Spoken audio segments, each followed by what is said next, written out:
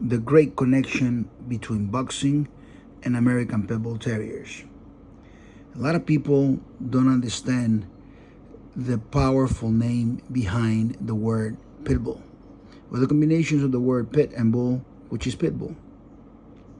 Through history, there has always been a strong, powerful connection between men that have courage, men that love competition, alpha males, and American Pit Bull Terriers.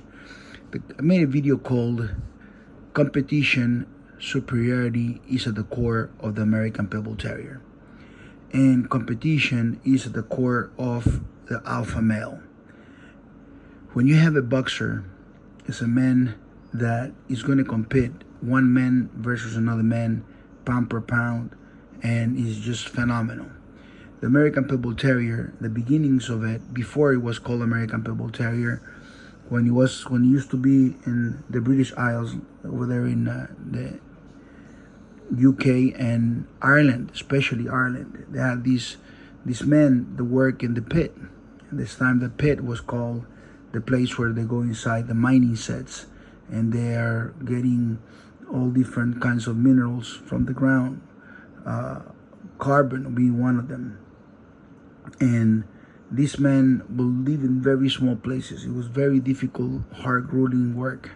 So when these men will get out and they have these dogs, they used to use them for bull baiting, but bull baiting became illegal in the UK and all the islands. And these men decided that it'll be a combat better between man to man, dog to dog. They were doing a lot of feast fighting themselves. Feast fighting started with those men. Although through society, men always had a combat man to man, men versus men, men versus animals, and so on and so forth. But it was through the history of the American Pit Bull Terrier and the ancestors of the American Pit Bull Terrier, because those dogs were not American Pit Bull Terriers, were the ancestors of it.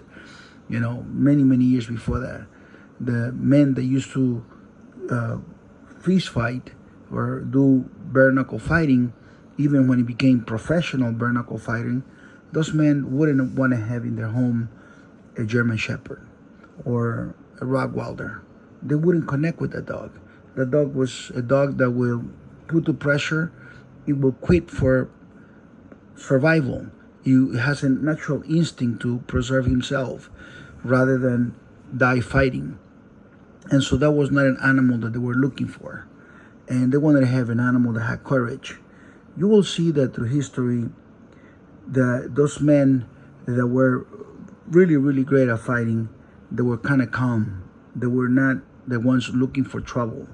They understood they had a gift of strong punch, they had experience and stuff like that, but most of those men were not bullies, were not looking for trouble. Although some bullies are strong, but they don't have the courage, they'll quit. And it was courage, the link between man and dog. And by the time those dogs came to America and they were developed for fighting and they became much better than the ones that are in the British Isles, these dogs became extremely popular within Americans. These dogs, the Americans were using them as nanny dogs because they had no human aggression. The opposite of the trouble that you have today, where the dogs are on the news all the time for biting somebody, dogs that use the name called pit bull. The thing is that they're not the same dog. They're only using the same name. So they're not the same dogs. These dogs that are biting people are mutants. They are deformations. They are fake pit bulls. As a matter of fact, if you go to Google and you put the word pit bull dog and you click on images, everything that you see is absolutely fake pit bulls. You know, blues, merles, XL, double X, giants. All these mutants are not real pit bulls, although they benefit by using the name pit bull. I mean, the name pit bull is so powerful that even a Cuban singer called himself Pitbull. And if you put the word pitbull by itself, just one word, and you put it there in Google, and you go to images, you probably won't even see a dog. You see the face of this man, which is a singer, because this name has such a power. You'll see today guys on MMA and in boxing that they identify themselves with a pit bull, which means they're willing to fight till the death, they're willing to be aggressive, they're willing to go hard in combat. But you also see that these men that call themselves pit bulls themselves, they're actually very nice and kind people. They're not troublemakers. And that's just the way it's supposed to be. I'll give you a perfect example. My friend Royce Gracie, which is the master of Jiu-Jitsu, the first UFC fighter to become a champion, first Hall of Fame in the UFC. You remember, go back to the first fights in the UFC. They didn't have classes. They used to fight, one-man tournament, fight against everybody. It used to be crazy. Nothing like today. Those times were very difficult. And this man, Royce Gracie, set precedents in America for the Ultimate Fighting Championship, which is where the name UFC comes from. And this man, this Royce Gracie, is such a man that is very humble, not looking for trouble, great smile, great everything. He's just a very pleasant person to be around. I remember when I took him a puppy, he was very pleasant to welcome me to his home.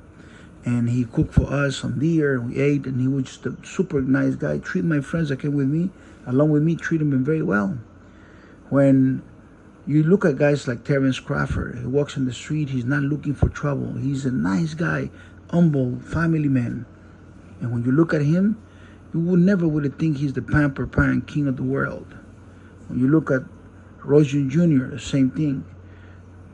Marco Antonio Barreras, Julio Cesar Chavez, Duran, they all have my dogs. And they're very nice and very calm men. They are not troublemakers. They are not bullies. And when you're looking at this history of the American Pit Bull Terrier, I'm going to go down to more modern history. When there was a man that was a champion for bare knuckle fighting and became, listen to this historical topic, he became the first champion under Queensberry rules with the gloves and everything that transformed the move, they make the move from bare knuckle fighting into professional boxing. And his name was John L. Sullivan. And John L. Sullivan came to America with Cochran, a man that became a policeman in New York, and they loved the dogs, and they raised the Red Noses and the American Pit Bull Terriers, and they became friends with different men in America that were raising the breed, and he loves the dogs so much. When you go back into my dogs like Awesome Buck and you continue going back, you'll find the name of John L. Sullivan and some of the dogs that are in the very back of the dogs somewhere around the 1940s. And so when you're looking at these world champion, they love the dogs, the red-nosed American Pit Bull Terriers. Then you look at the dogs of the first Afro-American, I'll actually call it American of Afro descendants. His name was Jack Johnson. And Jack Johnson was a owner of American Pit Bull Terriers, bred them, and he had them. And so through history, Jack Corbino was the son of Joe Corbino, and he represented America in Italy in different fights as a boxer, and he was raised with American Pit Bull Terriers. So there's always been a lot of these men that really, really love the American Pit Bull Terrier. Jack Dempsey loved the American Pit Bull Terrier, loved the competition, loved everything in it. And so there's always been a connection with the American Pit Bull Terrier and boxing. From before the birth of American Pit Bull Terrier, there was already a connection from men that fight and the ancestors of the American Pit Bull Terrier. When I saw the breed in 1990, I started with the dogs, and I decided to establish my bloodline and work very hard with the very best dogs of the 1990s, but nothing but the best, and F the rest. When I started to do that, I understood that at one point, as I developed the bloodlines, I started to get ideas, and I started to understand the changes of society, the human, the people, their values, and so on and so forth. And I understood that the American Pit Bull Terrier had to reunite itself, my dogs, with great humans, with doctors, with lawyers, with that kind of people. But eventually they have to reunite back they have to connect back with boxing. And so the boxers shouldn't have any pit bull, shouldn't have just any dog bred by any pretender or any hooligan from down the road. You should have the very best dogs from the real American Pit Bull Terrier, from the best men. And that's why I work with a lot of boxers, and that's why they love my dogs. We breed the best version ever of the American Pit Bull Terrier, and it's a sad thing, because as we were building up the bloodlines and we traveled through Europe, through Asia, building the bloodlines in America, things were different. People got out of the dogs, people got replaced by other people, and those people started breeding the dogs with other breeds, and still call them pit bulls. And so you got these quarter pit bulls, these half pit bulls, APBTs mixed with other breeds, and they started breeding them for the size of it. They wanted to be heavier and heavier and heavier. And that's not the real American Pit Bull Terrier. The American Pit Bull Terrier has zero human aggression. He has the most courage you can possibly think about, gameness, dead game.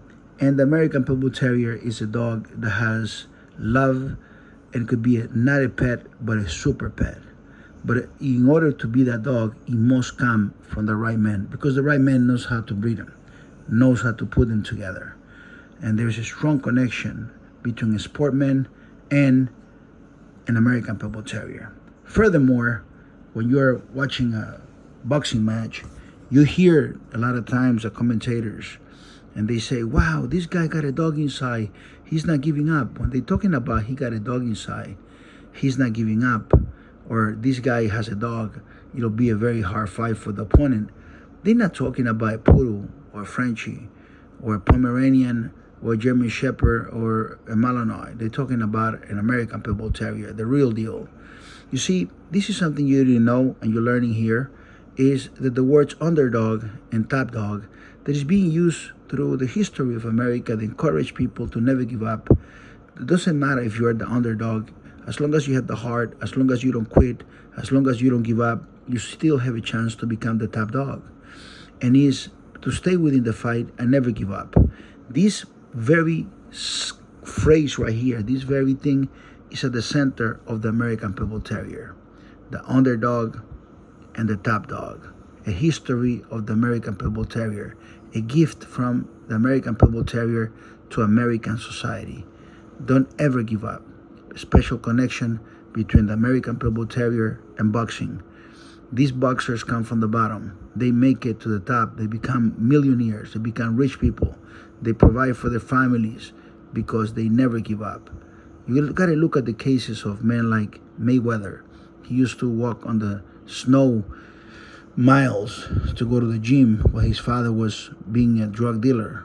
Or you look at Julio Cesar Chavez that came from the bottom and made it to the top. You look at Duran. He was at the bottom. He made it to the top. You look at Terence Crawford. He was at the bottom. He made it to the top. You look at all these kids. Canelo Alvarez used to sell lollipops. He made it from the bottom to the top. So everybody, all these boxers are people that always have been underdogs, and they made it to the top. So that is why the American Pit Bull Terrier is so connected to inspire those great boxers. Now you learn something about the American Pit Bull Terrier and boxing. So if you're a boxing fan and you have a German Shepherd, take care of your German Shepherd. But the next time you're about to get a dog, you need to call Chico Lopez, 806-500-5552. We don't promote breeders and we don't promote dog fighting. We want people to have the dogs as pets.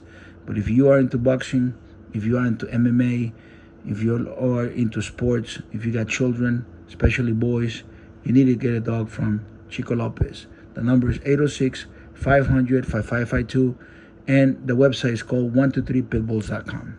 My name is Chico Lopez. I hope you enjoy this. Go back into it, listen to it again, and capture the image of the American Pit Bull Terrier in the 1940s with John L. Sullivan and his pit bulls in America already. Someone from the old continent that had to leave the old continent so he can have the right dogs in the country of the United States of America. We are blessed to have the very last of the American Pit Bull Terrier because it's a breed that is about to go extinct. There is really no way for me to preserve it at this stage, at the apex level. It will go down in quality somewhere in the future. But for you guys to understand that this is the real American Pit Bull Terrier and that everything you see out there is actually in comparison So the dogs that we have, not a real American Pit Bull Terrier, is something that I invite you to study. This is the holy grail of the American Pit Bull Terrier. Again, my name is Chico Lopez, and I want you to have a blessed day or a blessed night from whatever you are right now. Drop a comment. If you like this type of content, let me know so we can produce more for you. The American Pit Bull Terrier, something of excellence. God bless you.